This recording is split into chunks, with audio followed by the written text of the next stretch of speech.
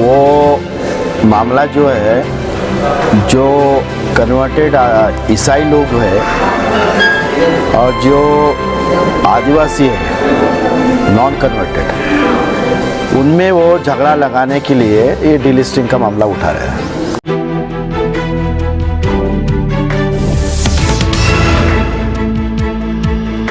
मैं एडवोकेट सुनील डोंगर दिवे, राष्ट्रीय प्रभारी राष्ट्रीय क्रिश्चियन मोर्चा नई दिल्ली। मामला भी चल रहा है।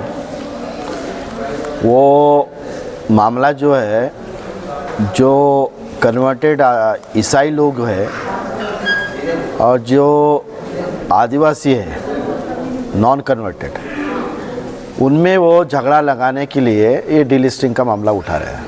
कौन उठाए डीलिस्टिंग का मामला? ये बीजेपी आरएसएस लोग इसका मामला उठा रहे हैं ताकि आने वाले 2024 में उसका पॉलिटिकली उसका बेनिफिट मिले, इसलिए ये झगड़ा उठाने का काम कर रहे हैं। और जो तोड़ने का काम करते हैं वो जो जोड़ने का काम नहीं कर सकते। तो संविधान ने तो आरक्षण जो है जाति पे आधारित दिया है और सुप्रीम कोर्ट के भी डिसीजन आए हैं इस बारे में कि आदिवासी ये हिंदू नहीं है। लेकिन डीलिस्टिंग के मामले पर जो गैर आदिवासी है, जो ईसाई नहीं है, तो उसको हिंदू बनाने का कार्यक्रम भी इसके माध्यम से हो रहा है। ये भी एक बड़ा षड्यंत्र है। तो ये षड्यंत्र हमारे लोगों को समझना होगा, क्योंकि संविधान ने आरक्षण जाति के आधार पर दिया है, धर्म के आधार पर नहीं दिया है। एक पहली बात। और किसी को भी संविधान ने कोई भी धर्म अपनाने का, उसका पूजा करने का, उसका प्रचार करने का अधिकार दिया है। आर्टिकल 25 से लेकर और 19 भी। तो ये जो अधिकार संविधान ने दिए हैं, तो ये संविधान के अधिकार जो है, ये डीलिस्टिंग के माध्यम से क्या होगा? डीलिस्टिंग का मामला उठाने से जो ईसाई लोग जो है उनका आरक्षण खत्म हो जाएगा। दूसरा, जिन आदिवासी को अधिकार मिल रहे हैं उनको हिंदू बना के उनका भी आरक्षण खत्म किया जाए। ये दोहरी पॉलिसी इस माध्यम से की जा रही है। तो मेरा ऐसा कहना है, सभी यहाँ के आदिवासी लोगों को ये षड्यंत्र आपको समझना होगा। ये डीलिस्टिंग का मामला कुछ नहीं है, ये आपस में भिड़ाने का मामला है।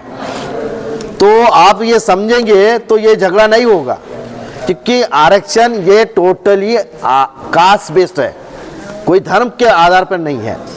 और जबरदस्ती से हिंदू धर्म थोपने का कार्यक्रम आरएसएस बीजेपी के द्वारा आदिवासी लोगों पर किया जा रहा है और उनका जो सरना धर्म है उसको खत्म करने का काम किया जा रहा है। ये इस माध्यम का यही इनका उद्देश्य है। उनका कहना है कि ईसाई जो लोग हैं धर्म प्रभावित करके सरना को खत्म कर रहे हैं। नहीं, ईसाई लोग जो है अगर उनको खत्म करना होता तो आज भी ईसाई लोग जो है सरना धर्म का पालन करते हैं। उनके आचरण में जो है आज भी आदिवासी जो ईसाई है उनको आदिवासी ही कहा जाता है। उनको नजरिया जो है समाज का आदिवासी का ही है, उनको ईसाई नहीं माना जाता। उनका कहना कि गांव में चर्च खोल करके हम लोग को लोभ लालच दे करके धर्म। नहीं, ये गलत बात है, ये गलत बात। ये कौन कहता है? ये आरएसएस बीजेपी के लोग ही कहते हैं। आरएसएस बीजेपी के लोग ही कहते हैं, बाकी कोई नहीं कहता। और ये इशू उठा के ये झगड़ा लगाने का काम करके ये सत्ता पे काबिज होना चाहते हैं, क्योंकि ये संख्या में कम है। संख्या में कम होने की वजह से उनके पीछे समाज का जो बहुसंख्या समाज होना चाहिए वो उनके पीछे नहीं है। तो इस तरह का झगड़ा वो उठाने का काम कर रहे हैं।